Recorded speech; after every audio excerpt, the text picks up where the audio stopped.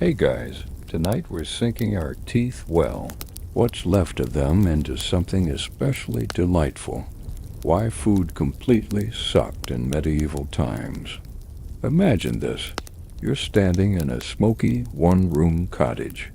The floor is damp, your clothes smell of soot, and your stomach's been growling for hours. On the table, or more accurately, the uneven wooden board propped on barrels, is a bowl of something gray. You think it might be porridge, but it's so watery it sloshes. When the wind blows through the cracks in the wall, that's dinner. Again, you've got no fridge, no pizza delivery, and the term organic just means your turnips came with extra worms.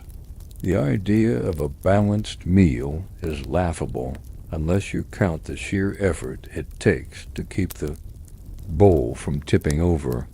Welcome to the glorious dinner scene of your new reality dot. So before you get comfortable, take a moment to like the video and subscribe, but only if you genuinely enjoy what I do here. And while you're at it, drop your location and local time down in the comments. I always love seeing where and when you're listening. Now, dim the lights. Maybe turn on a fan for that soft background hum. And let's ease into tonight's journey. Together, you're a peasant sorry agricultural laborer in a modest medieval village. The year is roughly 1320, though no one around you really knows that. Calendars haven't quite reached your part of the world, and you mostly tell time by church bells, harvests, and how long it's been since someone important got the plague. Food dominates your thoughts from morning till night. Not what kind, but if it'll appear at all. Your day starts with gruel somewhere between oatmeal and watery glue. It's made from oats or barley, sometimes rye, all boiled until it stops having a will to live. You eat it slowly, not because you enjoy it, but because you need it to last. The next meal isn't guaranteed. Lunch? Maybe a chunk of black bread if you're lucky. It's coarse, heavy, and so loaded with husk fragments you once chipped a tooth on a walnut shell someone forgot to remove. You remember that incident vividly. It was the most excitement you'd had all month. Dinner, once again, is the same porridge, maybe dressed up with boiled onions or a shivering carrot that survived the frost. The scent is a mix of smoke, wet, wool, and something vaguely sour. You've long since stopped asking. The hearth is both kitchen and central heating. And let's just say your kitchen skills are minimal. You don't have recipes, timers, or measuring cups. You've got a large iron cauldron and hope. Sometimes you throw in leftover cabbage or nettles, maybe a scrap of bone if someone down the road managed to trap a rabbit. If you're truly fortunate, the bone might even have some marrow left. Tonight it doesn't. Historians still argue whether peasants had enough to survive or if malnutrition was the baseline. Either way, you're chewing through life like a determined goat. Your body aches, your nails crack, your belly is never really full. There's no concept of snacks, no granola bars, no midnight fridge raids. If you wake up hungry, you stay hungry. And if you dream about food, well, you wake up disappointed. Again, to be fair, there are feast days, religious holidays, where the local lord in the monastery hands out better rations. On those blessed days, you might even see meat. A slice of dried pork, if you're truly blessed. But there's a catch. You need to attend the entire church service, sit through endless liturgy in Latin, and avoid getting into a fist fight over the last turnip. That's harder than it sounds. Let's talk food storage. or rather the medieval attempt at it. Your options are drying, salting, pickling, or trusting that the mice are too full from next door. Meat, if you ever see it, is hung until it's ripe. Yes, that's as disgusting as it sounds. Cheese? Only if you've got access to a cow or goat and you're willing to play roulette with curdling. Mold is common, sometimes welcome. Penicillin hasn't been invented yet, but your immune system is developing opinions. Speaking of cows, you share your living quarters with a few.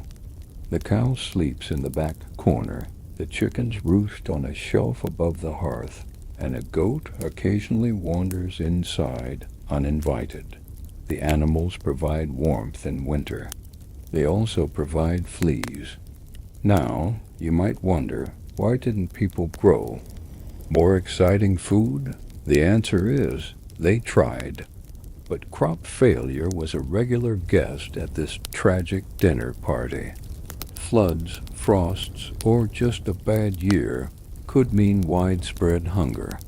You remember the Great Famine of 1315, 3 years of rain and ruin. Crops rotted in the fields. People boiled leather to survive. That kind of hunger doesn't leave your bones easily. And just when you think things couldn't get worse, someone starts whispering about bad humors in the food.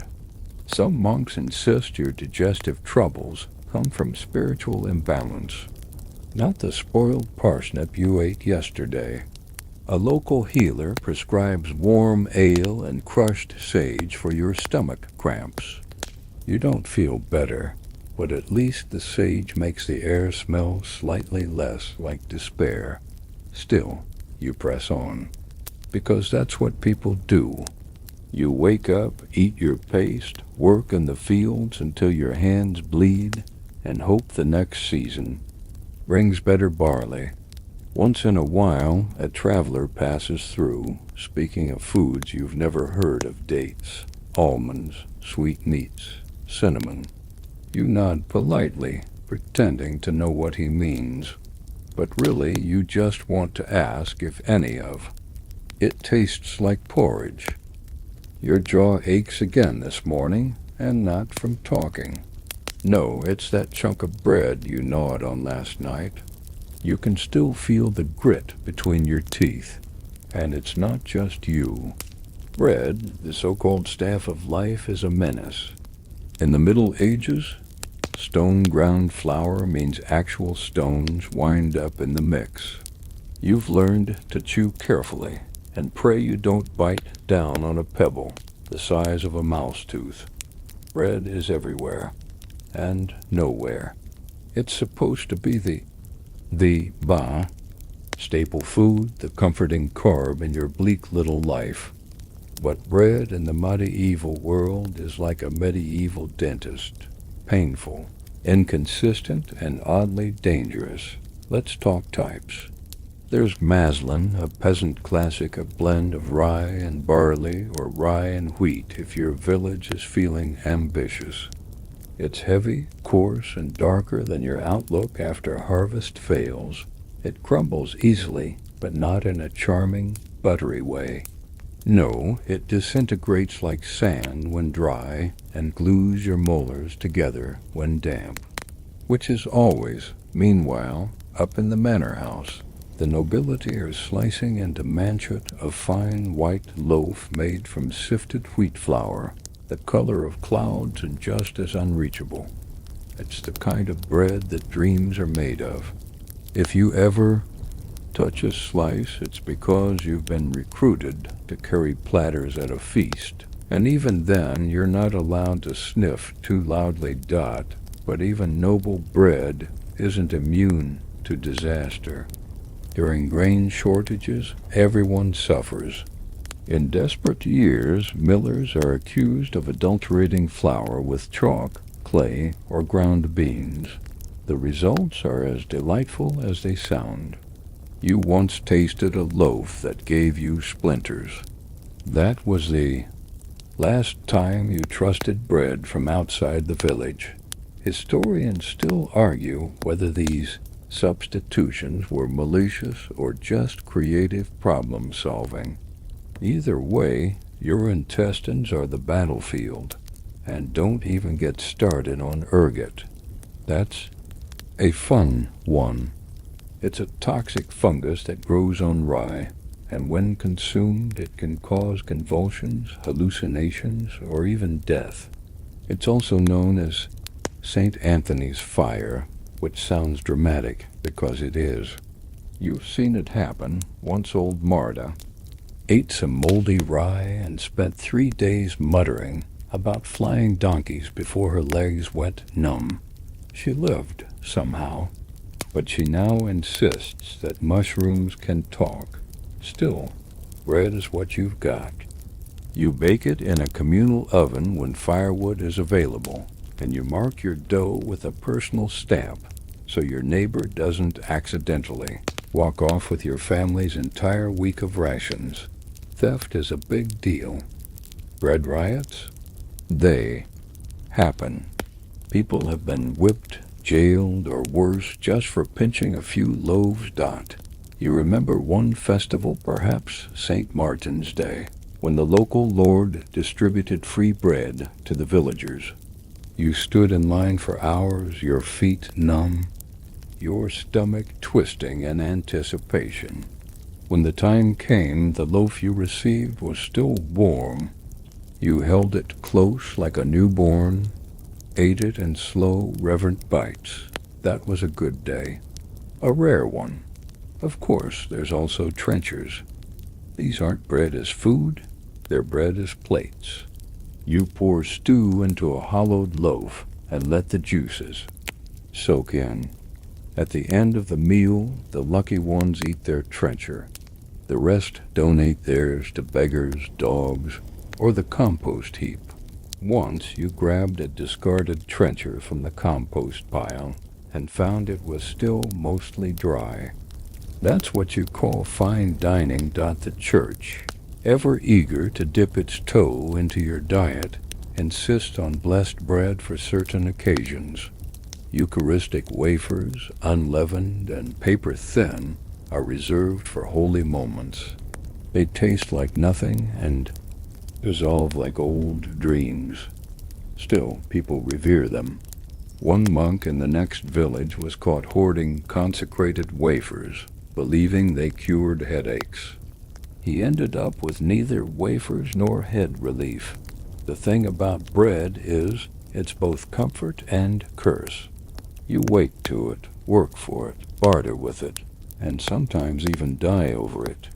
When famine strikes, bread lines form, tempers flare, and suddenly, your humble loaf becomes the most fought over object in the village.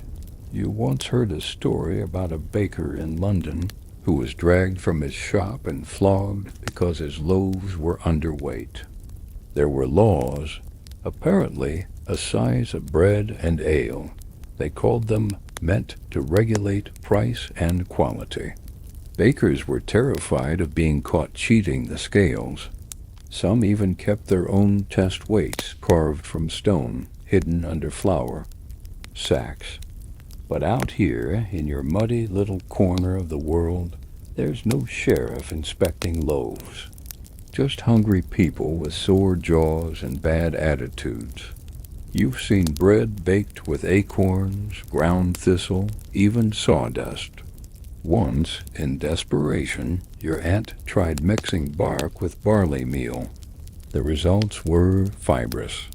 You don't talk about it anymore. Still, each day you trudge to the grain store, hoping rats haven't beaten you to the good sacks. You kneel, grind, mix, knead, and bake, the rhythm of survival etched into your bones. The smell of fresh bread, if you can call it that, is one of the few small joys in your life. For a moment, just a flicker, it smells like warmth, like home, like hope. Then you bite down and feel that familiar crunch stone shard in the crust. Again, you sigh and chew slowly. carefully, because tomorrow you'll be doing this all over again. You're starting to fantasize again, not about love or riches, those belong to troubadours and lords. No, your fantasies are all about meat, roasted meat, grilled meat, meat that isn't salted, smoked, or questionable, but mostly meat that exists. In your medieval life, meat is a ghost. It haunts your dreams but rarely visits your bowl. Unless you live on noble land and get very creative about hunting in someone else's woods, meat is as rare as clean fingernails. You hear rumors that in the city markets overflow with lamb and duck, that nobles dine on venison and swan. Swan, can you imagine? You once mistook one for a river demon, and now it turns out people eat them like overgrown turkeys. You sigh, staring into your wooden bowl of watery barley gruel. Let's break it down. Meat is technically available, but it's expensive, seasonal, and heavily regulated. You can raise a pig, many do. Pigs are the medieval garbage disposal. They eat anything, even, well, things you'd rather not talk about. And then, when winter comes, the whole village gathers for the slaughter. You remember your first. The squeals, the mess, the smell of iron and smoke. It wasn't poetic, it was survival. Every part was used: meat for salting, fat for candles, bones for broth, ladder for storage. Yes, even that dot for the next week or two. You feasted. Bacon, lard, sausages that didn't taste entirely of ash. You even had something close to a stew. Thick, greasy, and glorious. But winter is long. The salted pork runs out. The broth gets thinner. You start chewing cartilage and convincing yourself it's textured. You add more onions, more cabbage, more prayers. None of it helps. Historians still argue whether peasants had meat regularly or only during major events. Some sources suggest a Sunday roast was common. Others say you'd be lucky to see a chicken before Easter. What's not debated is the class gap. The wealthier you are, the more meat you get, and the more exotic it becomes. Your lord? He's dining on roasted capon, boar and wine sauce, maybe even peacock served with its feathers reattached for dramatic flair. Meanwhile, you're trying to remember if rat counts as red or white meat. Technically, you can hunt, but practically, it's a gamble with your life. Forests belong to the nobility. Poaching is a punishable offense. And by punishable, we're not talking a slap on the wrist. You could be fined, maimed, or hanged, depending on who catches you and how cranky they are. Still, you've done it. Quiet nights in the woods with a slingshot and a prayer. Once you bagged a rabbit. You cooked it over stolen coals, wrapped in wild garlic, and ate it so fast you burned your tongue. For days afterward, your neighbors whispered, not about the rabbit, but about the smell. A scent like wealth had passed through your hovel. Just for a moment, fish is safer. It's encouraged. Even? But meat? That's an act of rebellion. The irony is the church isn't thrilled about your meat cravings either. Fast days, Wednesdays, Fridays, and the entire stretch of Lent ban meat outright. Not just red meat, but poultry and sometimes even dairy. You're expected to abstain, to purify, to live on bread and legumes. You pretend to care. You mostly just feel hungrier. One time, Brother Oswin said otters didn't count as meat. He declared them honorary fish. This was great news for riverside villages. until someone tried the same argument with hedgehogs. That went poorly. The wealthy bypassed these restrictions with clever loopholes. Beavers, for example, were deemed fish by some church scholars because of their scaly tails. So yes, a noble might eat beaver stew during Lent while you chew on boiled nettles and pretend it's fulfilling. And let's not forget poultry. Chickens, geese, even doves, technically manageable if you're a savvy peasant with a few backyard. Birds, but chickens are valuable. They lay eggs. They're noisy, they wander, and they're shockingly good at evading dinner. You once chased one for nearly an hour before tripping in a pile of manure. The chicken survived. Your pride didn single quotes t dot still. On feast days, real ones, the kind with banners and bells, you might taste roast. Weddings, coronations, saint days.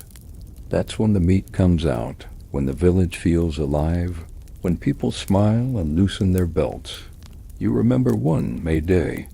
A traveling minstrel passed through and traded a song for a smoked goose leg.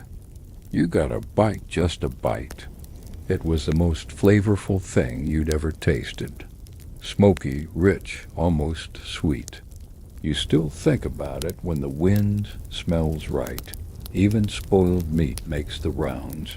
If something's turned, you spice it. Not too. Fool anyone, it still smells like defeat, but to make it swallowable. Sometimes you boil it into oblivion, then mash it with onions and vinegar. It becomes a sort of meat pudding. Your stomach turns just thinking about it, but hey, it's meat. And then there are the miracle stories. A saint's tomb providing an endless stew pot. A hermit who fed a village with a single salted fish. You don't believe them. Not really. But when your belly's hollow, they offer a strange kind of comfort.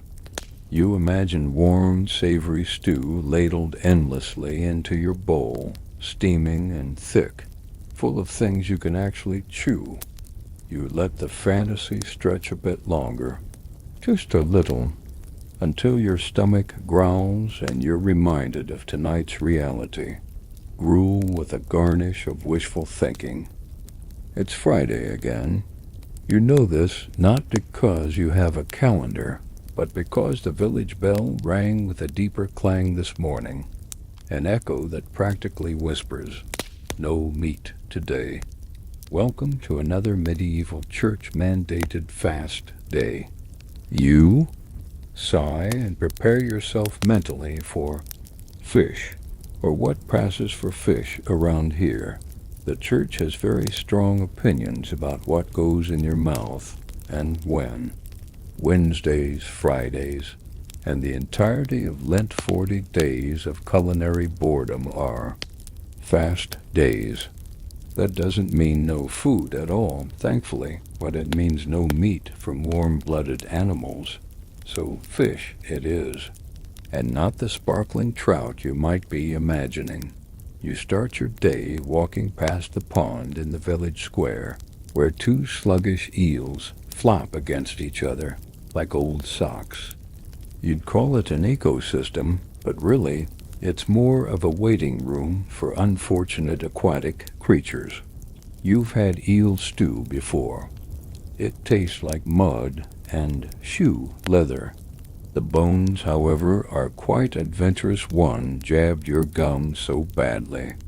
It bled for 3 days. By midday, you're helping your neighbor get a pike that smells like a medieval foot bath. You slice it open, and the inside resembles wet string and old promises. Still, it's food. Sort of sometimes you don't get actual fish at all. That's where medieval creativity kicks in. Some monasteries and cooks got very interpretive with the church's fish rule. Beaver tails, classified as fish. Barnacle geese, allegedly hatched from driftwood and therefore not birds. This logic was shaky even then, but somehow it passed. You once tasted mock fish, a slab of salted pork soaked in fish brine to mimic the flavor of the real thing. It didn't work. It tasted like a pig that lost a bet with the ocean. Historians still argue whether this sort of substitution was done in earnest or just an elaborate prank by bored monks. Of course, real fish is easier to find if you live near a coast or a large river. You, unfortunately, live near a stream that's more mud than water by midsummer. Sometimes it offers minnows. You catch them with a woven basket, boil them whole, and then squint to find them in the broth. One time you swallowed one whole and didn't realize it until you coughed up a scale an hour later. Fish also brings with it a lovely bouquet of problems. Preservation is tricky. Salted fish is everywhere, but it needs to be rinsed and boiled and sometimes beaten with a stick before it's even edible. If you've ever chewed salted cod for longer than 30 seconds, you know what it's like. To question your life choices, you keep chewing. It doesn't break down, it just continues. Like guilt, and then there's stockfish. Not a fish stock, no stockfish is a dried cod that's so stiff you could use it to paddle a canoe. It must be rehydrated for days before it resembles food.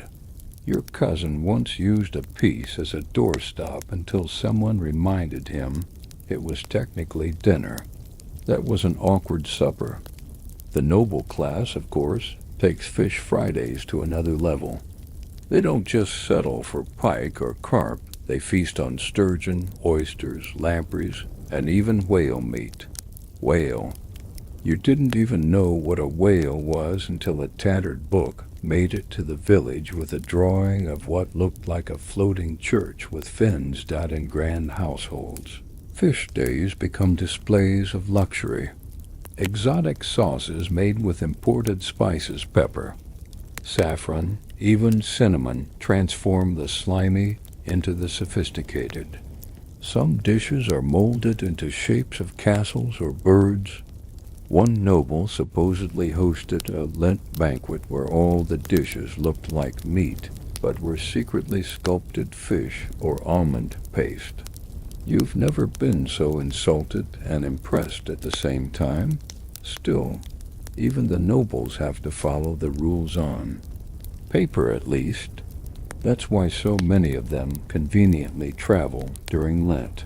If you're on the road, you can often claim exemption from fast day obligations.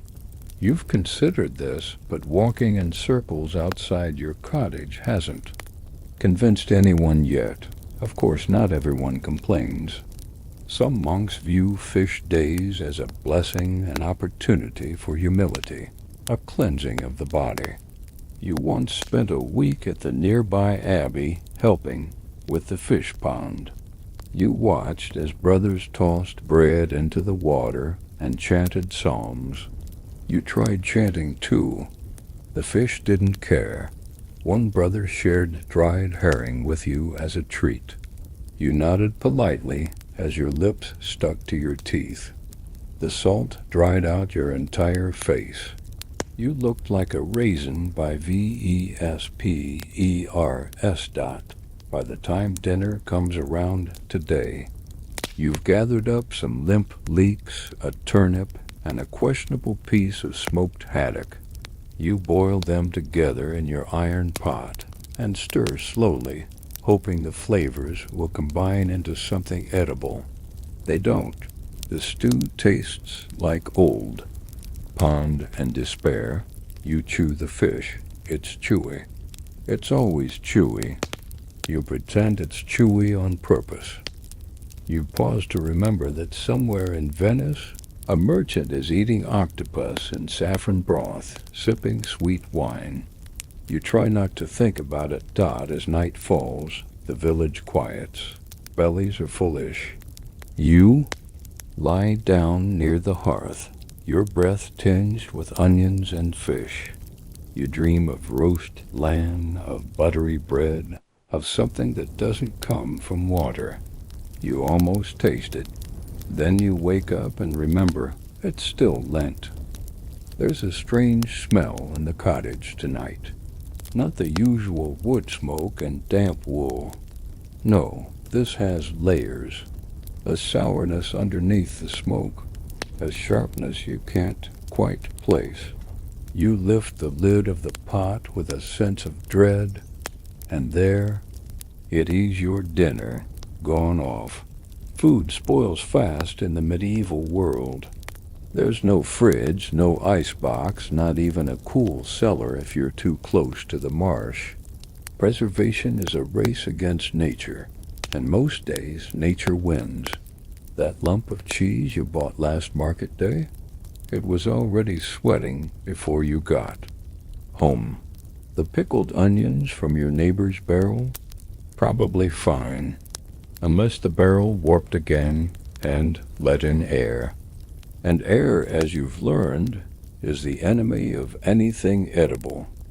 You try the sniff test, then the poke test. The surface jiggles in a way it shouldn't.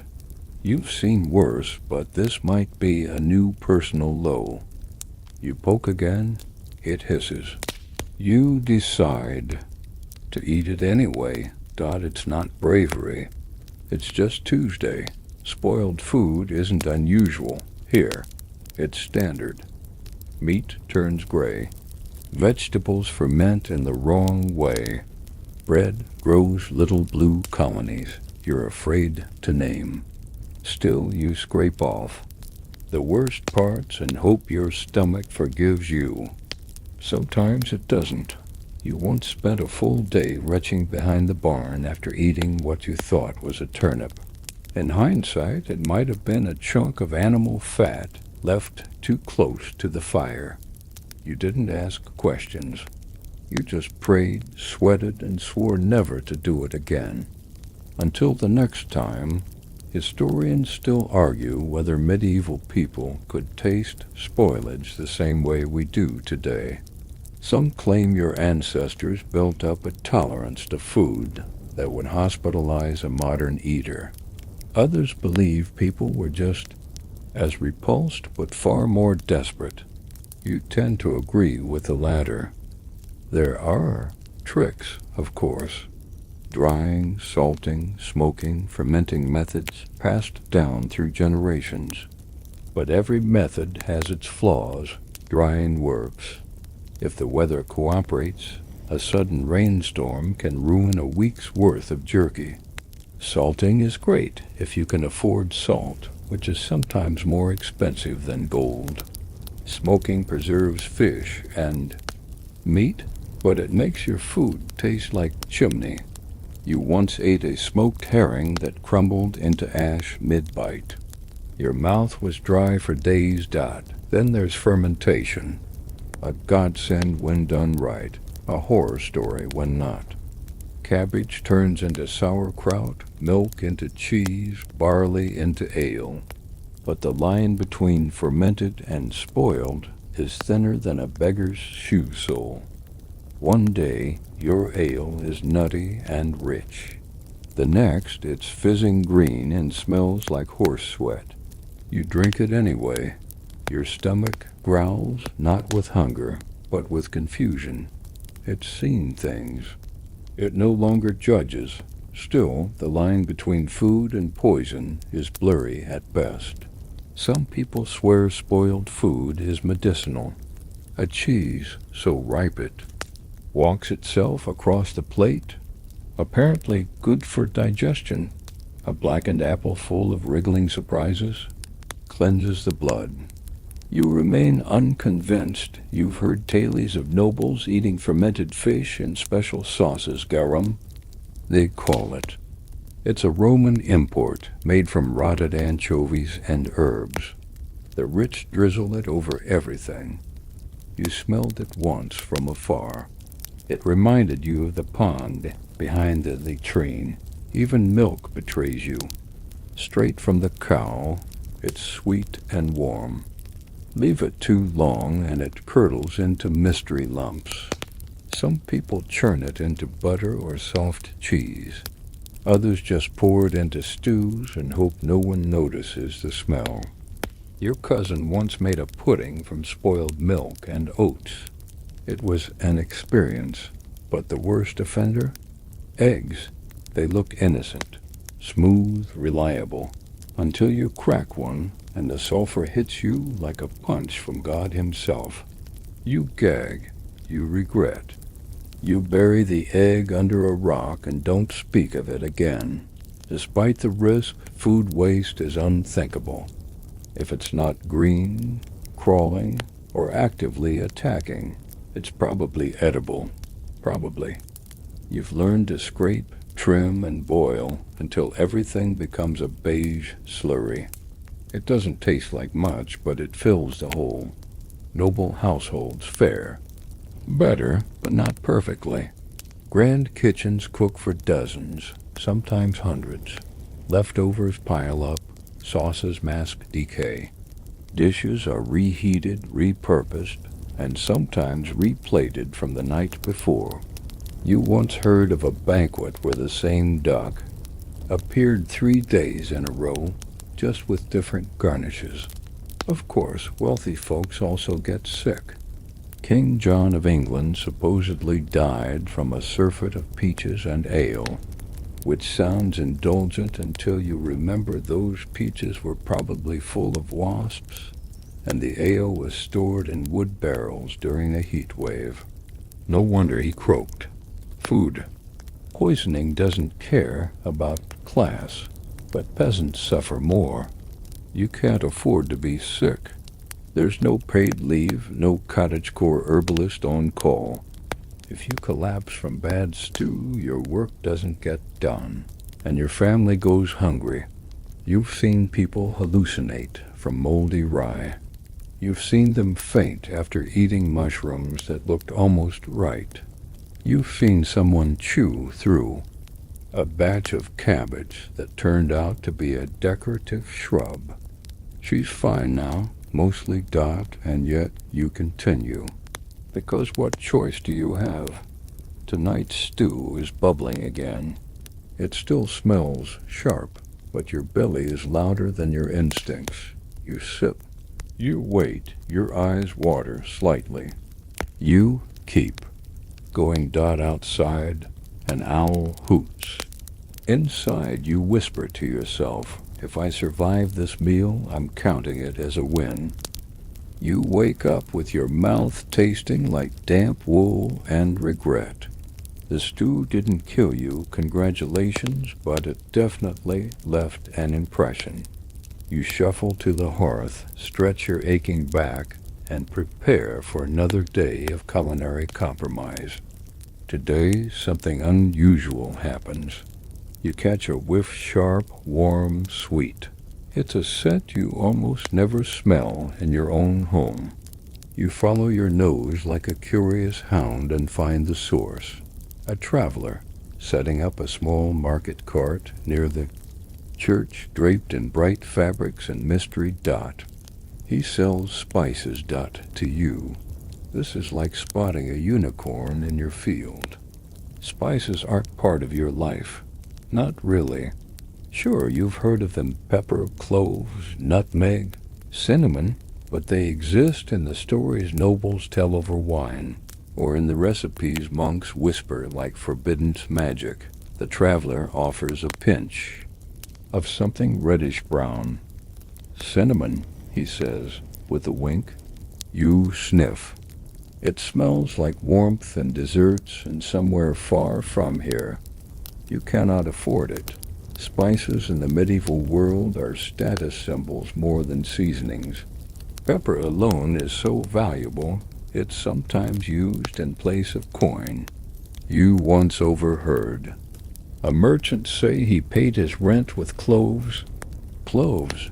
You wouldn't even recognize one if it winked at you from your porridge. But nobles? Nobles hoard spices like dragons hoard gold.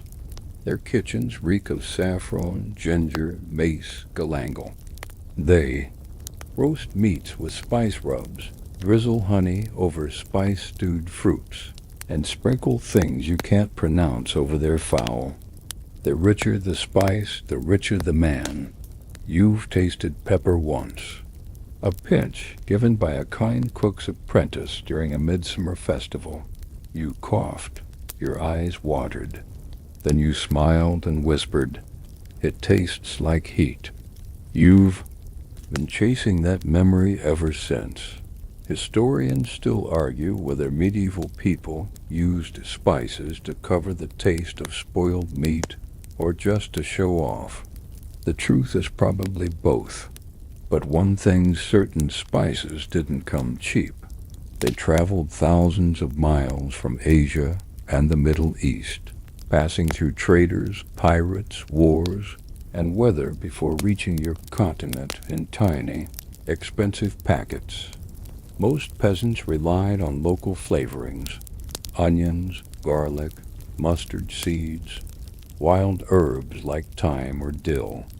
Sometimes, if you were feeling fancy, a sprig of parsley. You once tried to grow some.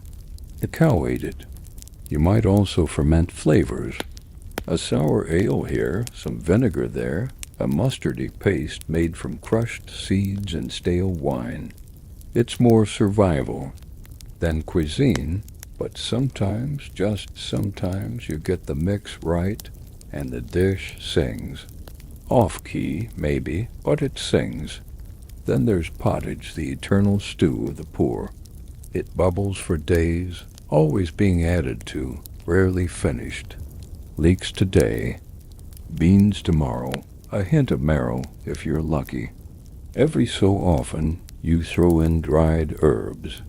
It's still bland, but at least it smells like you tried. You remember one autumn when your cousin brought back dried sage and wild rosemary from a monastery garden. You added it to your barley stew, and it was like tasting the forest floor on purpose. You cried a little. No one noticed. For sweets, you don't stand a chance. Sugar is rarer than rain in a drought. It's imported, expensive, and considered medicinal. Nobles use it in spiced wine or sprinkle it over candied almonds. You use honey when you can find it. Bees are fickle, and their stings are unforgiving. You still have a scar on your thumb from that one ill-fated hive raid. Worth it that once, during a wedding, you tasted marchpane, an almond paste dessert sweetened with sugar and shaped into little animals. You bit into a tiny marzipan pig and laughed. Then you cried. Then you tried to steal another. You were caught. You regret nothing, but most days your food remains colorless, scentless, and joyless. The monotony wears on you. A spice wouldn't just liven your stew, it would liven your spirit. So you barter with the traveler. One wool sock, 2 eggs, and a rusty nail later you have a tiny cloth pouch of dried thyme and what might be comin'. That night your stew smells different. Not rich or bold, just different. It makes your family pause. Your daughter asks what the smell is. You say magic, and for a few minutes you believe it. Then the goat sneezes into the pot. Typical. The idea of seasoning your food in this world feels almost rebellious. You're not just surviving, you're trying to enjoy something. You've committed a tiny act of culinary hope. Tomorrow it might rain, the thyme might go moldy. But tonight your dinner has tasted. Your friend from the next village tells you a rumor that across the sea there's a land where they grow saffron like weeds and serve rice with almonds and cinnamon. You close your eyes and picture it. Gold and spice, sunshine and citrus. You lick your spoon and let yourself pretend for a minute that you're there. But you're not. You're here, and you're grateful. because even a pinch of spice in a world of gray and gruel is a little rebellion. And tonight your rebellion tastes like time. The cabbage is back. You stare at it, limp and slightly bruised, as it rolls off your table with a wet thud. You sigh. You know what this means. Tonight's dinner will taste like boiled sadness. Again, this is the life of a peasant. Your plate, filled with things that grow underground or barely grow at all. Root vegetables, wild greens, a few pulses if you're lucky. Most of your diet is brown, beige, or green in a way that feels more moldy than leafy. You kneel by your larder, a generous word for a wicker basket hanging from a rafter, and take stock. 2 onions, soft, a bunch of wild sorrel, 1 turnip, a cracked jar of barley gruel. Congratulations, tonight's special is whatever stew. This is what's called peasant fare. It's not glamorous. It's not trendy. It's survival food, scraped from hedgerows, gardens, and the occasional overlooked churchyard herb patch. There's no butter, no cream, no flour for dumplings unless you want to risk being short on bread next week. You pull the cabbage back from the floor, wipe off the dirt, and quarter it with your belt knife. It smells vaguely sour, but you've eaten worse. You once boiled a pumpkin that had turned translucent and told yourself it was aged. That was a long night. Most days your meals are plant-based by force, not by philosophy. You eat what? The land gives onions, leeks, garlic, wild mustard greens. In summer there's more variety. Beans, peas, maybe even a cucumber. In winter it's all turnip all the time. And nothing quite says January like a steaming bowl of root. Stew that tastes like sock water. Historians still argue how much variety peasants really had. Some say you foraged broadleaf nettles, mushrooms, even edible flowers. Others believe your diet rarely strayed beyond barley and cabbage. You suspect both are true, depending on who you were and where you lived. All you know is that you'd give your left boot for something crunchy. Fruits, if you find them, they're a miracle. Crab apples, blackberries, sloe berries, wild, sour, and ready to stain your tunic. Once a year you go on a berry hunt with the children. You return with purple fingers and scratches on your arms. It's worth it. You save some to dry, hoard. The rest in a clay pot and dream about sweet pies that never materialize. Nuts are a blessing, hazelnuts, if the squirrels haven't stolen them. Acorns are more common, but they need soaking and grinding and a certain level of self-delusion to pretend they're food. You tried it once. The resulting paste glued your teeth together and made you suspicious of trees for a full month. And don't even get started on mushrooms. Some are safe, some are tasty, and some send you on a 3-day trip into the astral plane. You don't pick them anymore. You leave that to the village widow with a glass eye, an unnerving laugh. She knows what she's doing. Probably legumes. Are you saving grace lentils, peas, broad beans? You boil them into pastes and thick soups, sometimes adding scraps of onion or garlic for flavor. When they're good, they're really good. When they're not, they still fill the stomach, and that's what counts. You've gotten creative over the years. Wild sorrel adds a citrusy bite. Dried mint perks up yesterday's stew. And once, during a particularly desperate spring, you roasted dandelion roots until they turned black and used them to brew something vaguely like coffee. It didn't taste good, but it made you feel clever. Some days you dream of bread, not just any bread, but bread with things in it. Herbs, seeds, maybe even crushed nuts. You imagine slicing into a soft loaf and seeing flecks of green and gold. You know it's fantasy, but it's a beautiful one. You remember a traveling monk who passed through your village with a sack full of strange vegetables. He called them parsnips and skirrets and celeriac. You tasted one that looked like a pale carrot and immediately wished you hadn't. He said nobles ate these often, boiled in wine and tossed with herbs. You nodded. You tried to act impressed, but in your heart you knew. A turnip's a turnip, no matter how much poetry you pour on it. Still, sometimes a surprise happens. You find wild garlic in a ditch. A neighbor trades you half a beetroot for mending his tunic. Someone drops a bunch of overgrown leeks on your doorstep and doesn't ask for anything in return. That's when food becomes something more than necessity. It becomes connection. Tonight, as you stir your root stew, you drop in a handful of wild thyme and a pinch of salt hoarded since last feast day. You mash the turnip just enough that it thickens the broth. You tear up some stale bread and float it on top. It looks edible, maybe even appetizing. You eat slowly, savoring the texture, the way that garlic lingers on your tongue.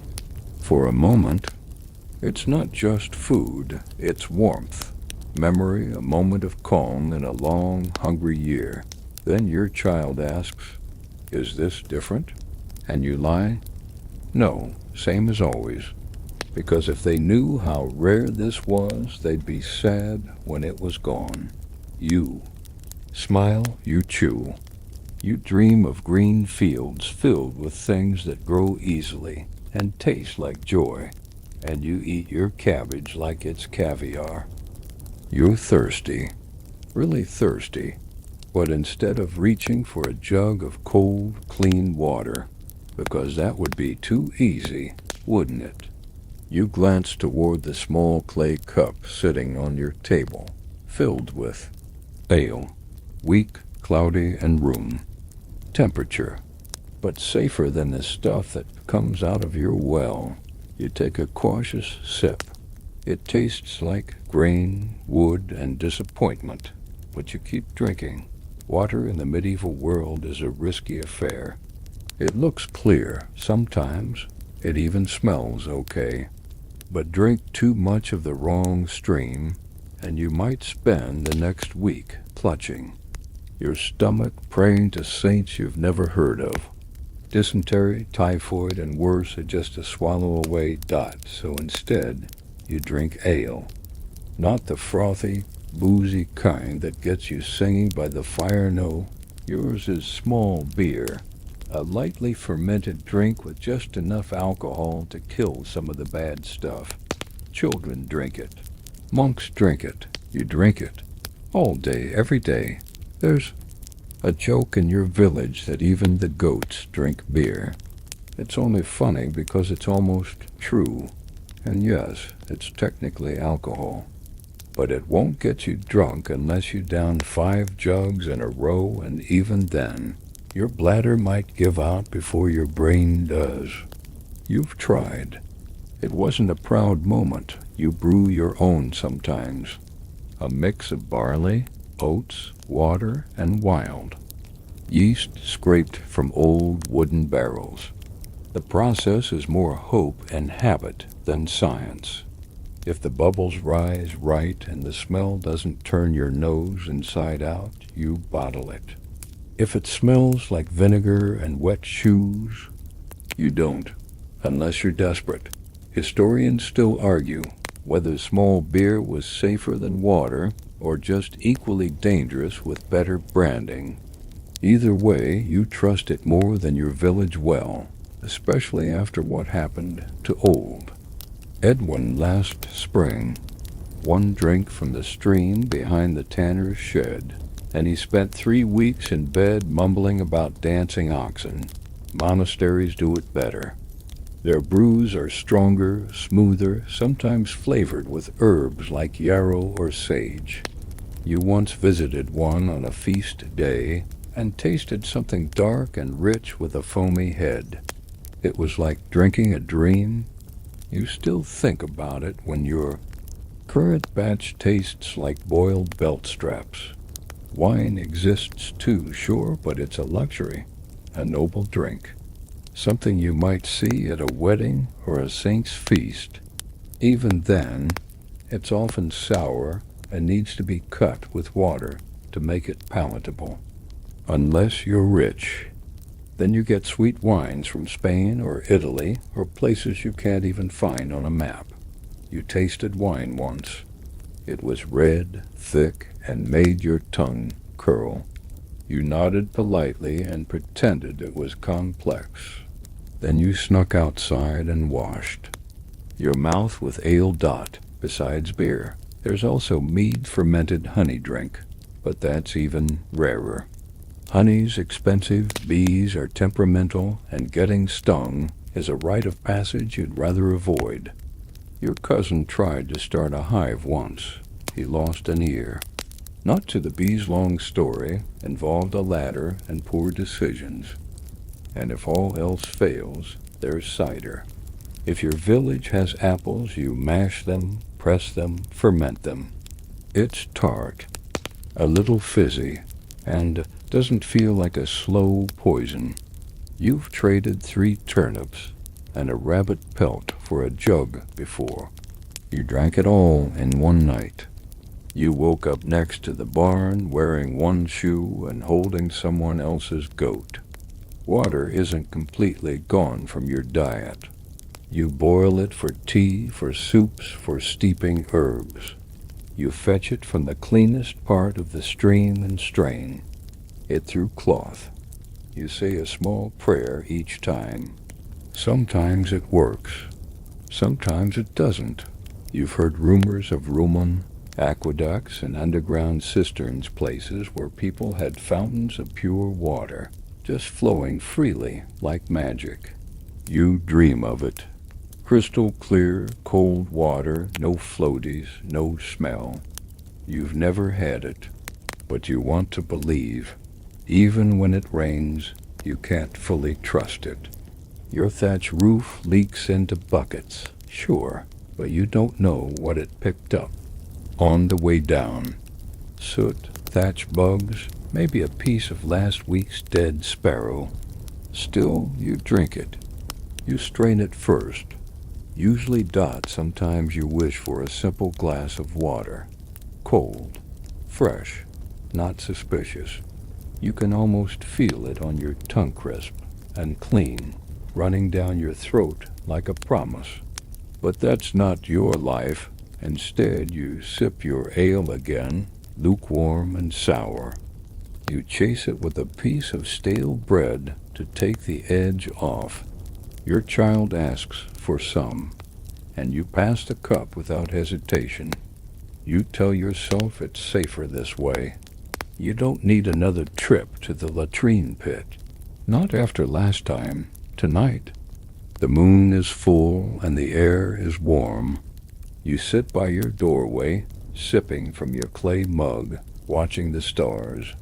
For a brief moment, the ale doesn't taste so bad. You think about wells that never run dry and springs that sing when you find them. And you drink not for the taste, but for the trust. You're sitting on a log, knowing your way through a particularly chewy piece of black bread. When you see it again, that familiar sight that always tightens your stomach, your local lord's dinner procession. They march past like a traveling feast parade, servants carrying platters with silver domes, sauces that shine, whole roasted birds stuffed with raisins and almonds, red so white it glows. You blink. One platter appears to hold a peacock, feathers and all. You try not to look hungry. You fail dot. This is medieval dining in a nutshell. If you're rich, food is a show. If you're not, food is just fuel when you can get it. Dinner isn't just dinner here, it's a status symbol, an edible hierarchy. What you eat tells everyone exactly where you sit on the social ladder. And friend, you're sitting low. The contrast is brutal. Nobles eat food that looks like art. Gilded pastry shells, roasted quails with sugared plums, pies that sing when cut okay. Not literally, but with enough herbs and honey, they might as well. Peasants like you eat turnip porridge for the fourth day in a row. You once tried adding leeks for flavor. It helped for a few bites. Then it just tasted like leeks and disappointment. Historians still argue whether the rich really lived as luxuriously as the records say, or if it's all overblown propaganda from scribes trying to keep their jobs. You're pretty sure it's real. You've seen the scraps thrown out after a noble feast, and even those are better than anything you've eaten this week. Your diet is shaped by necessity, not choice. You eat barley bread, boiled legumes, onions, and whatever wild herbs haven't been trampled by pigs. If you're lucky, you get cheese. If you're luckier, it hasn't turned green yet. Nobles, meanwhile, get to choose. Roast goose or pheasant, spiced wine or honey mead, fish baked in almond milk or fried in lard. The menu reads like a bedtime story to your taste buds. Rich folks don't just eat, they curate. And the thing is, they don't even finish their food. That's the part that really gets you. Huge portions, endless variety, and half of it ends up scraped into the fire or thrown to the hounds. You once saw a noble child toss a sugared fig into the moat because he didn't like the squish. You've never fully forgiven him. The imbalance is more than just physical, it's psychological. You grow up learning that some foods aren't for people like you. That white bread is for the holy and the highborn. That meat is a once-a-year miracle. That spices are to be seen on noble tongues, not tasted by yours. It wears on you. And then there's the rules, the endless class-based food laws. Sumptuary laws, they call them. Designed to protect the order of society, but mostly designed to make sure you never forget who's in charge. You can't wear silk, you can't own silver, and you certainly can't eat swan, no matter how many wander into your pond looking smug. You heard once of a merchant's wife who dared to serve roast partridge at a private dinner. A noble woman found out. Within a week, the merchant's family was fined, and the woman had to issue a formal apology for eating above her station. The partridge, as far as you know, remains silent on the matter. The noble class also eats. With style, they have courses that unfold like a stage play. First comes soup, then a roast, then fish, then a subtlety, a decorative dish, usually made of sugar or pastry, shaped like something bizarre. A castle, a swan, a lion fighting a fish. You're not sure why, but it makes them laugh. You have one course. What's in the pot? And the subtlety? That's the mystery lump at the bottom that might be a beet. Even how you eat is different. The rich eat from pewter or silver. You eat from a shared wooden bowl. They have table linens, knives with decorated handles, servants to refill their cups. You have your fingers, a hunk of crusty bread, and the hope that no one double dips. Once, during a village feast, you were asked to help serve at the manor.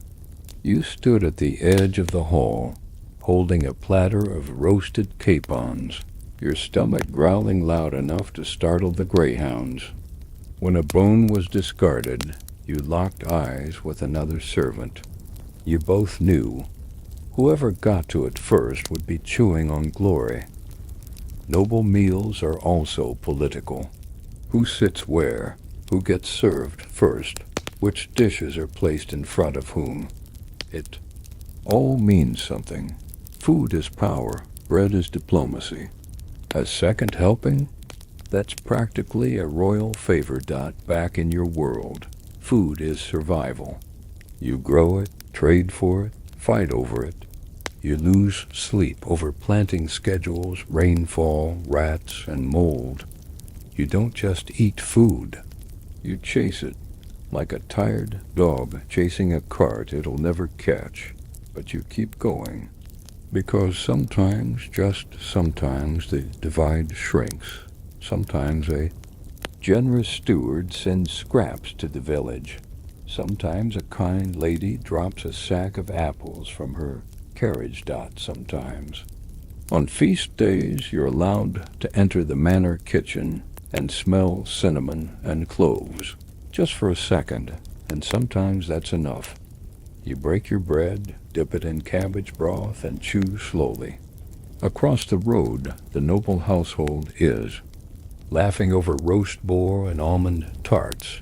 But you're still here, and you've got half an onion left for tomorrow. The bells ring again, low and solemn.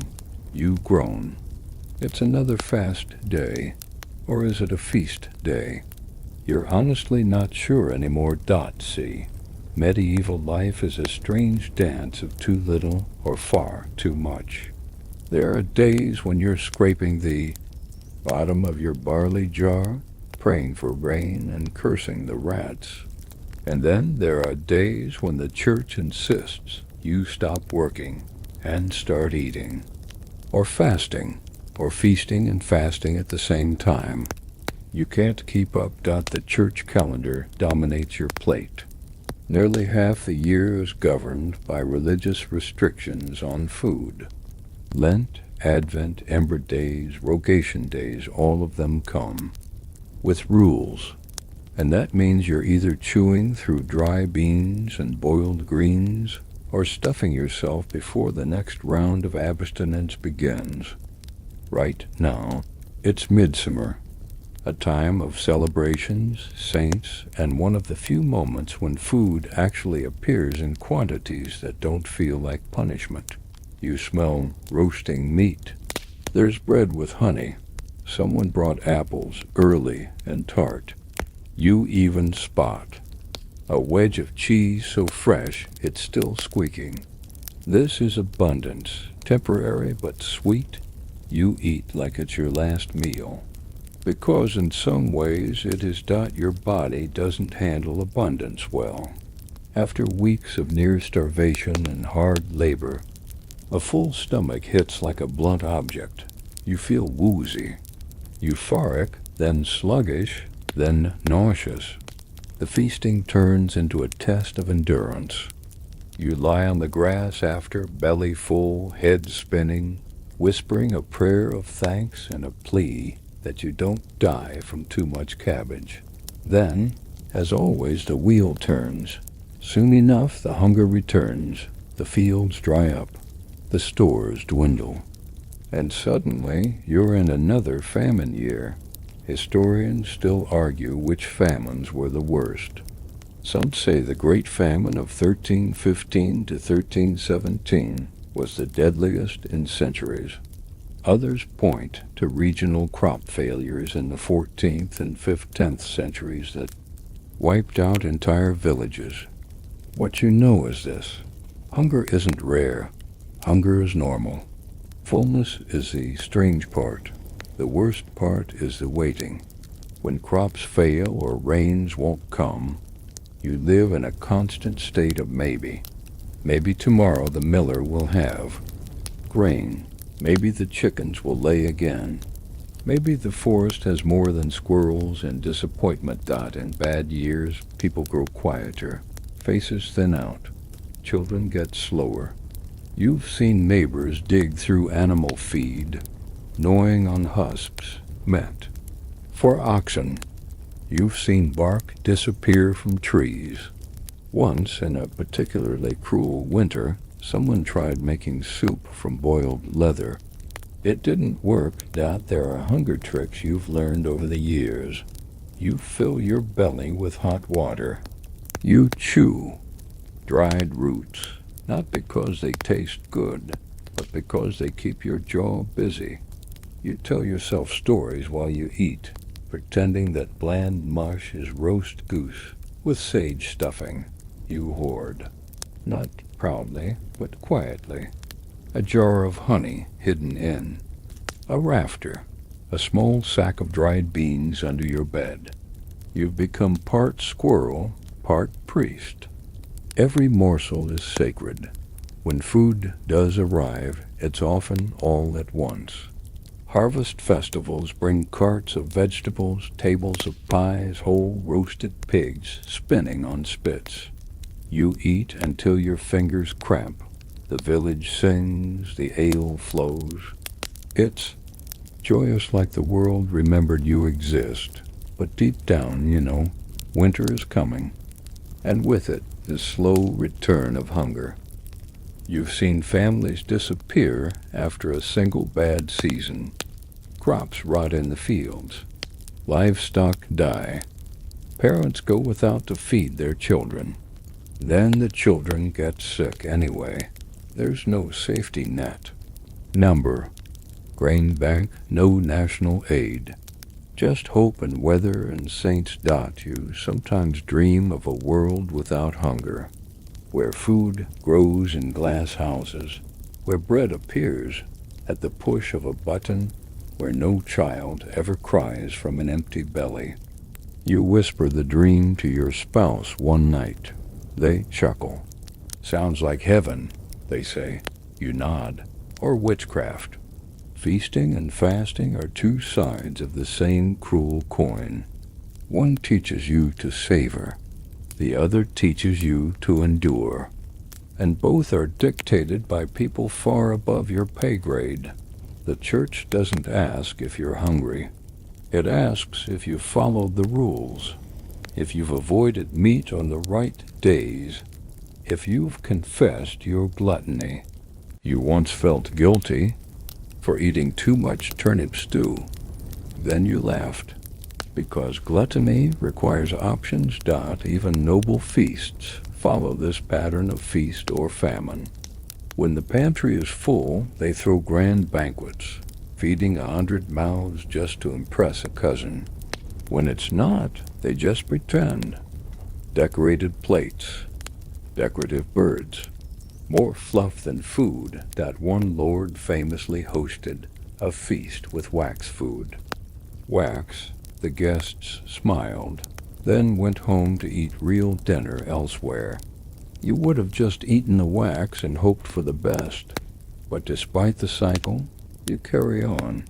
Tonight you have a heel of bread, a few slices of cheese, and some stew thickened with barley.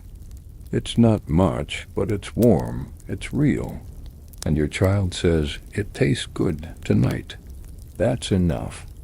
You take a sip of weak ale, lean back against the wall, and let your belly settle. For once, you're not starving. For once, you're not sick from overindulgence. You're just full, and it feels like a miracle. You get a knock on your door this morning. Not a friendly one. It's the Reeve, your village's favorite blend of bureaucrat and buzzkill, with a stern face and a roll of parchment in hand. New food regulations, he mutters, not even making eye contact. Don't bake anything with saffron unless your rent's paid in full. Then he scowls at your pot, sniffs the air suspiciously, and walks away. You stare after him, confused. First of all, saffron. You don't even have butter. Second, since when does the king care what's in your barley cake? Welcome to the baffling world of sumptuary laws. These are official rules set by the crown. or sometimes the church that tell you what you can't eat, wear, or own based on your social rank. The idea is that food, fashion, and furniture should always reflect your place in society. God forbid you nibble something that suggests upward mobility. You learn the basics early. Peasants eat brown bread. Merchants might get manchet if they're lucky. Nobles, white bread, honeyed fruits, meats shaped like dragons. The logic behind these laws is half paranoia, half performance. If a peasant is caught roasting a swan or even a goose on the wrong day, it's seen as an insult to the natural order, a world turned upside down. Historians still debate whether these laws were rigorously enforced or mostly just scare tactics. But from where you're standing, they feel real enough. Your neighbor got fined last month for using too much spice in his rabbit pie. Too much spice. The poor man cried over the loss of his only clove. The laws vary wildly by time and region. In some places, you're not allowed to serve fish and meat in the same meal. In others, the color of your food can draw suspicion. You once heard of a baker who dyed his bread golden with egg yolk. The Lord accused him of witchcraft and stole the rest of the loaf. Even when food isn't policed directly, the social pressure is there. You hesitate before adding mint to your stew. What if it seems too extravagant? What if someone gossips? Oh, look at him, seasoning things again. Must think he's a bishop. There are deeper reasons behind all this. The nobility want to protect their status, sure, but also food imports are expensive. Spices, sugar, wine, all of these are delicate commodities. If demand grows among the lower classes, prices rise. So keeping you in your culinary place helps keep the market steady and the rich comfortable. You start hearing about the food. Watchers, not an official group, more like a self-appointed circle of gossips. They sniff around during feast days, judging portion sizes and asking how many eggs went into that custard tart. You've learned to lie creatively. This? Oh, just herbs from the ditch. Meat? No, that's dried turnip and lard. Looks fancier than it is. Once you were given a single preserved lemon wedge by a traveling pilgrim. You cherished it, cut it into 4 paper-thin slices, and served it during a festival. The smell alone made people suspicious. You claimed it was cured yellow radish. No one questioned you, mostly because no one wanted to eat cured yellow radish. You hear stories of people punished for breaking these rules. A blacksmith in the next village tried roasting a peacock to impress a merchant. He ended up scrubbing the abbey floors for a year. Another man dared to buy imported figs for his daughter's wedding. He was fined enough to lose a whole season's wages. But there are loopholes, too. You learn them slowly. For instance, pigeons aren't officially noble food if you catch them accidentally. And almond milk is okay during Lent, unless it's been sweetened with honey. That's a scandal. If your stew happens to be extra flavorful one day, you shrug and say, the onion was very fresh. The clergy, of course, are often exempt. Monks dine on fish, cheeses, fresh herbs, and wine, even during fast days. They claim it's for spiritual sustenance. You suspect it's also because monks know how to garden and how to write convincing justification. Scrolls. Even within your own village, there's a quiet hierarchy. The miller eats better than you. The reeve eats better than the miller. And the reeve's dog once licked a slice of meat you haven't seen in months. Your family adjusts accordingly. Meals become humbler in appearance, if not always in flavor. You stir in flavorless roots to bulk up stews, cover spices with cabbage leaves so nosy eyes don't peek in. You tell your children to eat slowly, quietly. You save the good things for the backroom. Still, there's a quiet defiance too. It all, a spoonful of dried mint in the soup, a sliver of cured ham hidden beneath the barley, a borrowed clove ground into powder and shared like a secret, because while the laws can tell you what to eat, they can't take away why you eat. Not just for fuel, but for comfort, for dignity, for joy, even in small, fragrant, forbidden moments. Tonight, you slice into a simple pie onions, leeks, maybe a whisper of beef suet. It smells rich, almost too rich. You close your door, lock the windows, and eat it slowly. A quiet act of rebellion. Outside, the reeve passes by again. Inside, you lick your fingers and smile. You've been tending the fire for over an hour now, and your hands are covered in soot.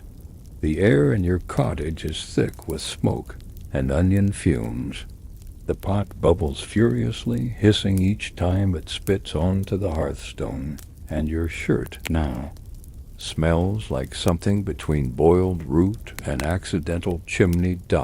Welcome to the kitchen, if you can call it that. Cooking in medieval times is less about recipes and more about survival engineering. Your kitchen isn't a separate room, it's a spot in the same one-room space where you sleep, eat, and try not to step on the chicken. There's an open hearth, a blackened hook to hang the pot, and a few wooden utensils that have seen things. Everything revolves around fire. Not a stove, not even a chimney, just an open flame, flickering and moody. It heats your home, boils your stew, bakes your bread, if you're lucky, and occasionally burns your eyebrows. You've singed your forearm more times than you can count, and one time, your neighbor nearly set her goat alight trying to retrieve a pot that tipped over. Your tools are basic. A heavy pot, a long-handled ladle, a knife that's more nick than blade, and a wooden spoon that's survived generations. You stir, you guess, you pray. There are no timers, no thermometers. You judge doneness by smell, sound, and whether it's stopped twitching. The floor is dirt, the air is thick. The smoke is constant. You dream of a world with chimneys, those wondrous stone tubes you saw once at the manor house.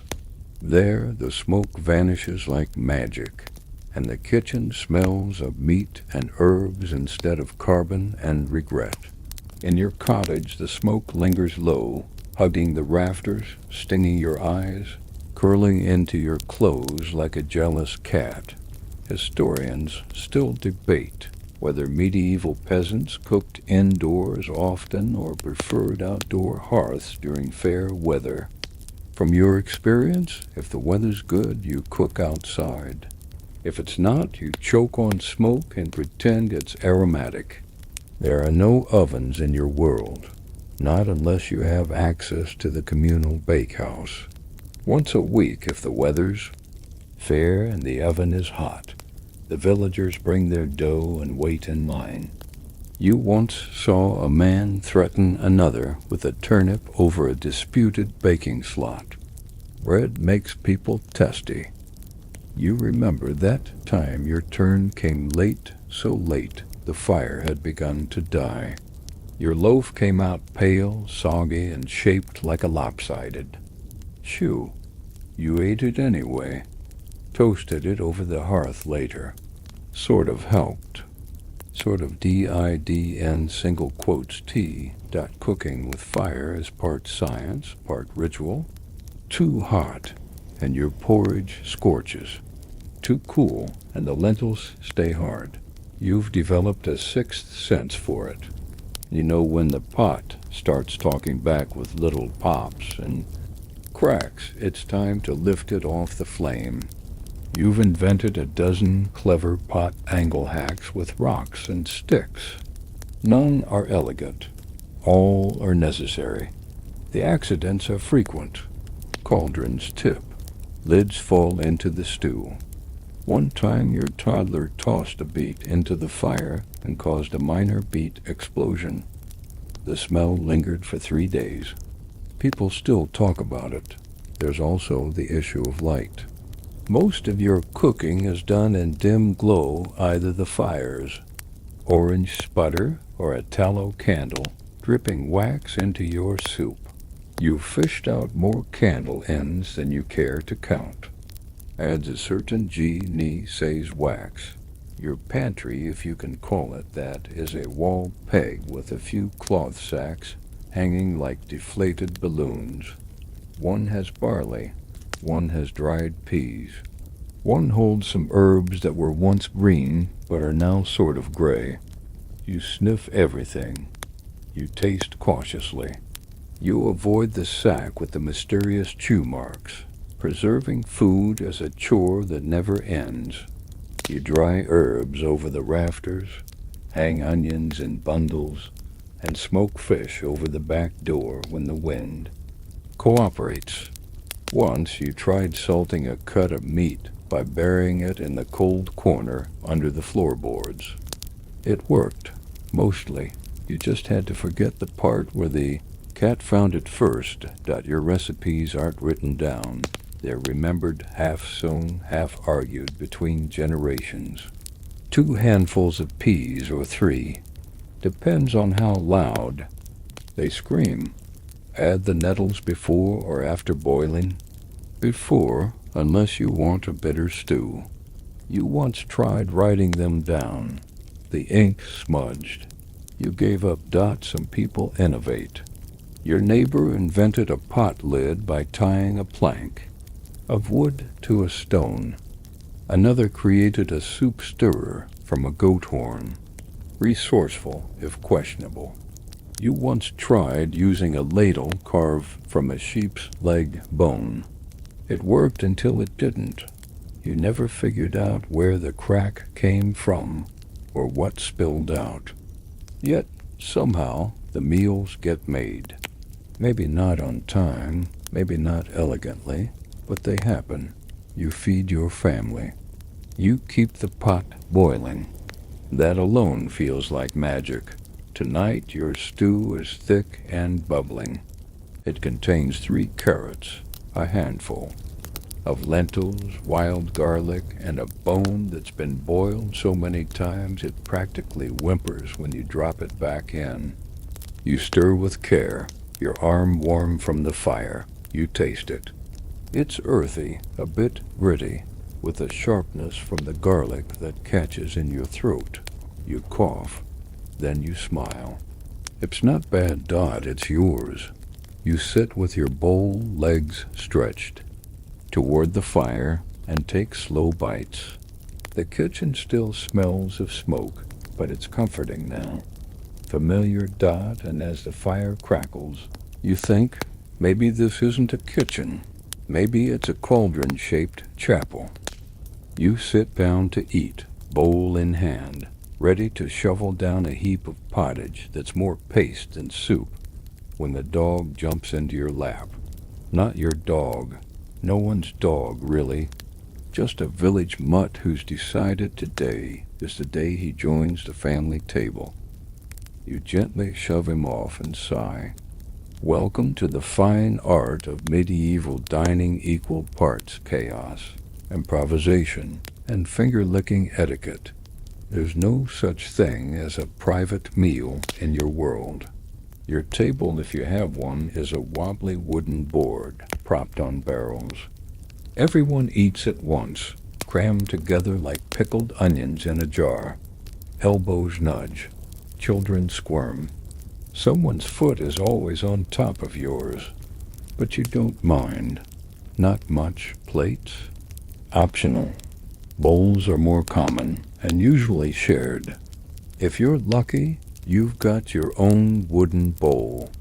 If not, you're spooning from the same pot as your neighbor and praying their cold doesn't leap into your soup dot and utensils. Let's talk about those dot forks. Not here. Not yet. They exist somewhere in the Byzantine Empire, but they haven't made their way to your grubby hands. Some nobles have started using them, mostly as a show of status, but for peasants, it's fingers, knives, and stale bread as edible scoops. You use a knife? Sure, but it's your own. People carry their knives everywhere, strapped to belts, tucked in boots. It's not just for eating, it's for everything. You've used yours to cut meat, carve cheese, peel turnips, threaten rats, and once dig out a splinter. It's your Swiss Army knife, centuries before the Swiss get around to inventing one. Historians still argue whether manners mattered much among peasants. Some say table behavior was surprisingly strict, only eating with your right hand, not licking the blade of your knife, no slurping unless you wanted to be scolded by your gran. Others think meals were a free-for-all, especially when food was scarce and time was short. In your house, it's a bit of both. Slurping is fine. Licking the pot clean is encouraged, but woe unto anyone who talks with their mouth full. You remember once eating with the Reeves family. They insisted on rules. No elbows. No speaking. During grace. One bite at a time. It was the most stressful 10 minutes of your life. You accidentally sneezed into your bowl and spent the next week as village gossip dot at noble tables.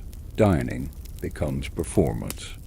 Courses arrive one by one: soup, then fish, then roast, then something called a satelti, which is just a sugar sculpture shaped like a mythical creature, sometimes a unicorn, once a hedgehog.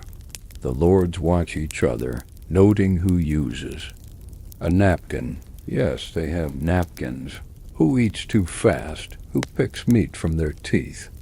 That's not just about food, that's about display. You were once allowed to serve at a noble feast. You held a trencher, a flat slab of stale bread, used as a plate, and waited to catch dripping sauce from a roast swan. Yes, swan. They served it with orange slices and spices. You weren't allowed to taste it, but a drop of gravy landed on your thumb. You licked it discreetly and still remember the flavor. Trencher are fascinating. Made from yesterday's bread, they soak up juice and grease from the meal, and by the end, they're soggy enough to either eat or give to the poor. You once received such a trencher, half chewed, still warm. You didn't ask questions. You ate it like it was royalty. Let's talk fingers. You eat with them. Everyone does. You've developed techniques: 2 finger pinches for porridge, palm scooping for stew, a whole hand claw for when the bread crust gets stubborn. You wipe your hands on your tunic, sometimes on the shared cloth, sometimes on the dog. He doesn't. Mind closing parenthesis. One of your kids drops a pea on the floor. The dog snatches it before it bounces. Efficient. You once tried eating with a spoon carved from bone. It snapped mid-bite. The splinter lodged in your gum, and now you just use your fingers again. Safer. Dining posture is casual. You sit on benches, logs, the floor, whatever's available.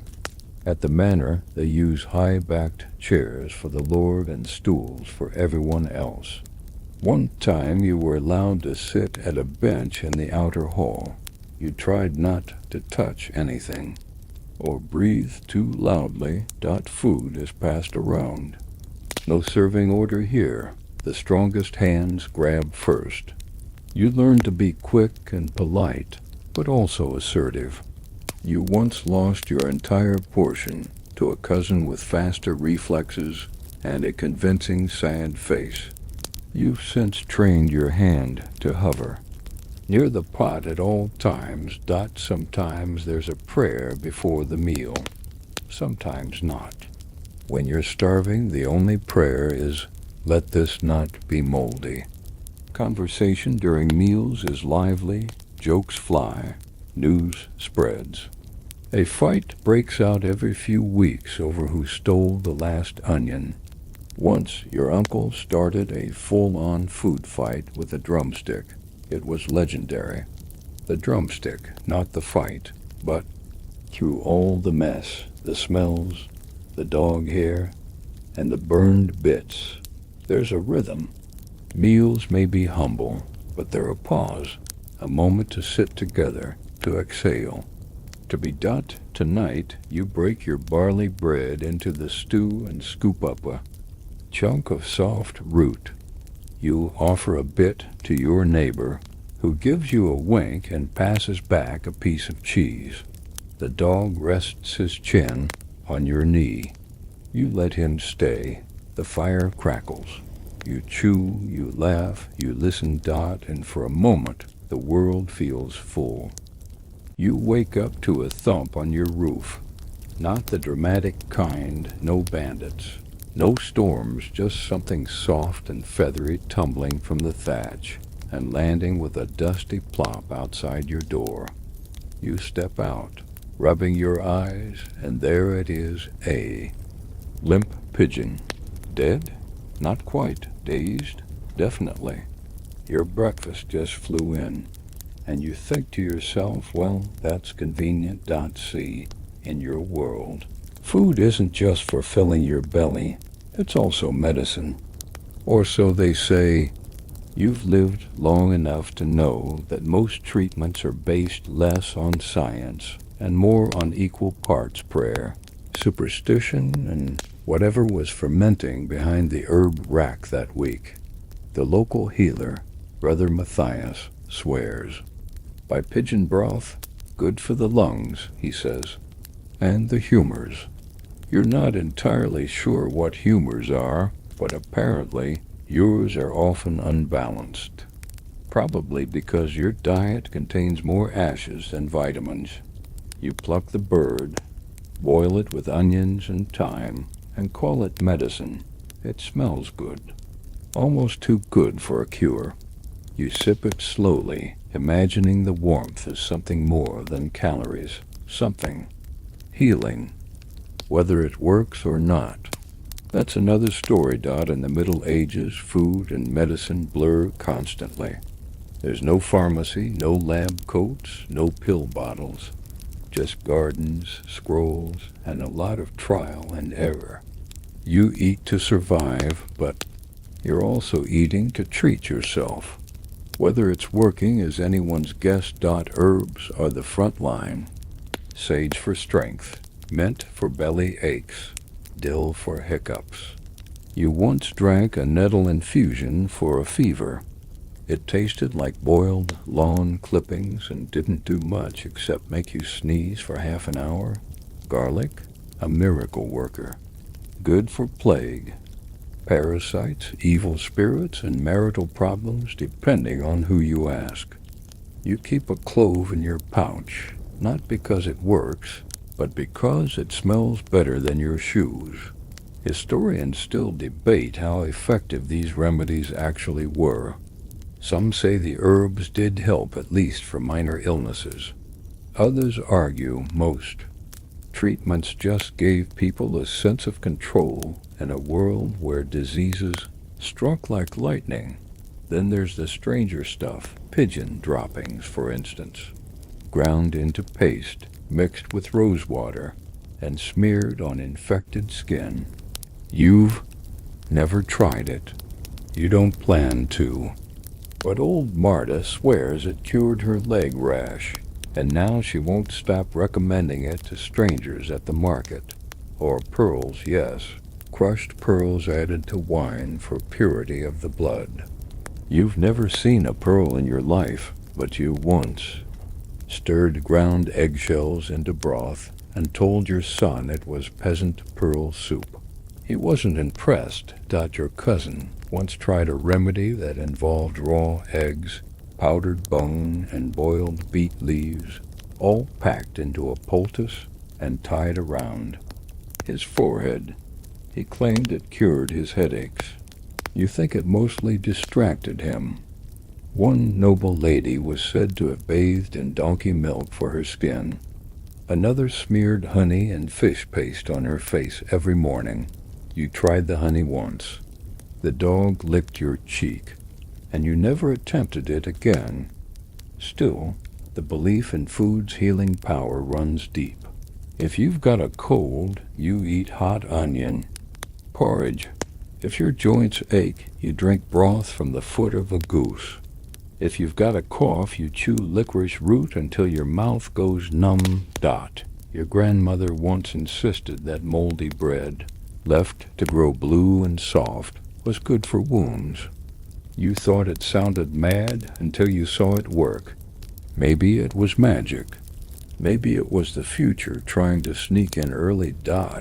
Then there's fasting meant to purify the soul, and conveniently, the gut. The church says fasting heals. You suspect. It's mostly about making sure you don't eat too much. On Fridays, monasteries are where food as medicine truly shines. The monks keep herb gardens with neat rows of chamomile, fennel, lavender, and yarrow. They dry leaves on racks, boil bark.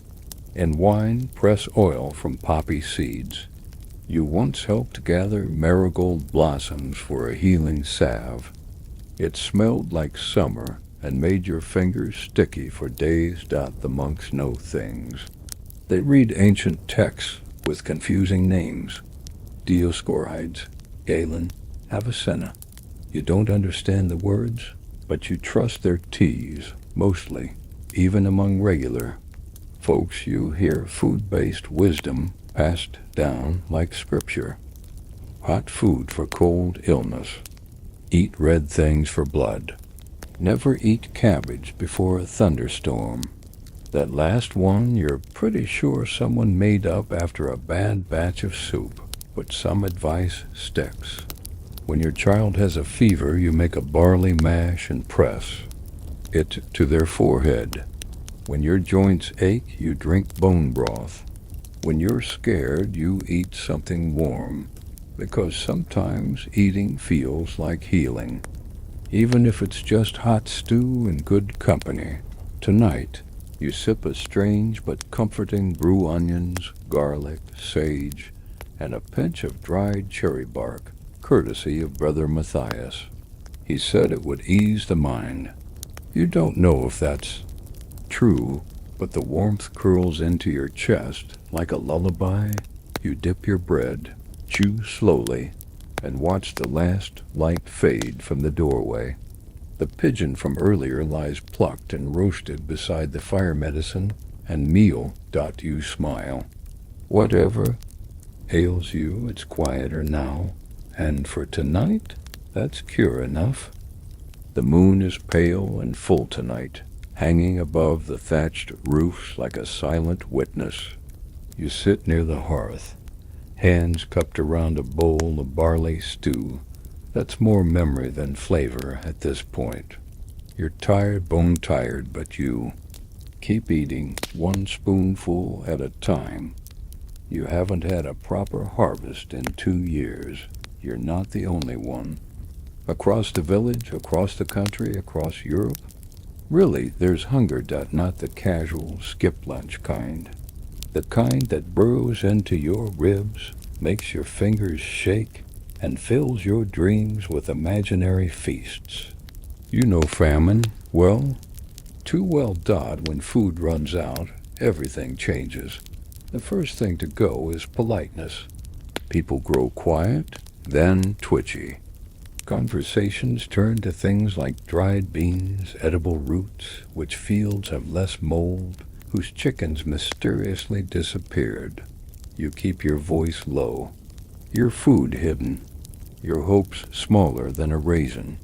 Historians still argue about how bad the famines really got. Some claim people resorted to eating bark, moss, even leather shoes. Others say the stories are exaggerated, written by chroniclers with flair for drama. But you've seen enough to know the truth lies somewhere between folklore and funeral. You remember one winter when there was nothing left. No grain, no roots, no cheese rind under the bed. Just dry air, hollow pots, and the scraping sound of someone licking the inside of a bowl. That was the year the miracle happened. A traveling friar young, wide-eyed, probably lost, arrived in your village. He carried with him a small sack of flour and a tale that a saint had blessed his bread and that it never ran out. Naturally, people were skeptical. But then he baked a loaf, dense, warm, somehow golden despite your smoky oven. He broke it into pieces and passed it around. Every time you thought it was finished, there was more. Was it magic? Was it just good rationing? You still don't know. But it fed every mouth that night. The friar left the next morning, quietly, and you never saw him again. That loaf, the holy bread, as your neighbor still calls it, became legend. Not because it solved anything, but because it offered a flicker of something rare, hope. Even in your hardest moments, you've clung to stories like that. Stories of saints conjuring apples from dust, of fields blooming out of season, of mothers turning bones into broth that lasted a week. You don't ask if they're real. You just hold them close, like food for the soul. You've learned tricks, of course. You roast dried roots to make fake coffee. You boil tree bark with vinegar for a sort of bitter broth. You eat weeds that aren't technically poisonous. You chew slowly. You close your eyes and imagine better meals. You've seen strange things in times of hunger. People trading old shoes for carrots. A woman selling dandelion greens for the price of gold. A man standing in the middle of the road, offering a poem in exchange for a boiled egg. You gave him the egg. The poem was terrible. But he cried anyway. Once, a merchant rode through with bags of spoiled grain. No one asked questions. You cleaned the bugs out with a forked stick and thanked him with a bow. Sometimes food comes from unlikely places. A forgotten sack under the floorboards. A child who finds mushrooms that don't make you hallucinate. A jar of pickled onions from someone's wedding 10 years ago. Miracles, everyone. And when all else fails, you turn to the church. They don't always help, but sometimes when the bishop isn't traveling, when the stores haven't been raided, when the monks are feeling generous, they open the granaries. You stand in line, cold, hopeful, clutching your wooden bowl. And when your turn comes, they pour in a scoop of barley. You carry it home like treasure tonight. You eat from the last of that barley. You added wild sorrel, a pinch of smoked salt, and half a dried apple. It's not a feast, but it's warm. It tastes like not starving. You sit back, letting the fire's heat kiss your toes, and listen to the quiet. No wind, no dog barking, no baby crying in the house next door. Just the soft pop of the firewood, and the sound of your own breathing. The world hasn't changed.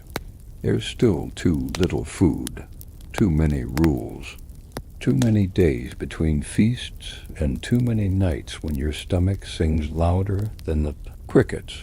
But you've made it another day. You've kept the pot warm, the spoonful, the story going. And for tonight, at least, that's enough. So now, as the coals fade to a soft, pulsing orange, you settle into the silence. Your body is still, finally full, if not in belly, then in spirit. The shadows on the wall lengthen, dance, and slowly still, like tired thoughts curling into sleep. You listen to the crackle of the fire, slow and steady. You breathe in the scent of herbs, smoke, and wood, familiar, earthy, comforting. The kind of scent that clings to you like memory. The kind that reminds you you're safe here, for now. Out beyond your cottage, the world may still hunger. The nights may still stretch long and lean. But right now, within these four humble walls, there's warmth, there's quiet, there's peace. Your fingers loosen their grip on the bowl. Your shoulders sink, unburdened. Your breath deepens. The old stew still simmers faintly on the hearth, and the spoon rests gently beside it, tilted, ready for tomorrow, for whatever the day brings. But tonight is no longer about eating, or work, or worry. It's about drifting. You close your eyes, and in the last flickering light, you see it not a feast, not a famine, but something simple. A warm bowl, a steady fire, a full heart. And sleep. Just sleep. Sweet dreams.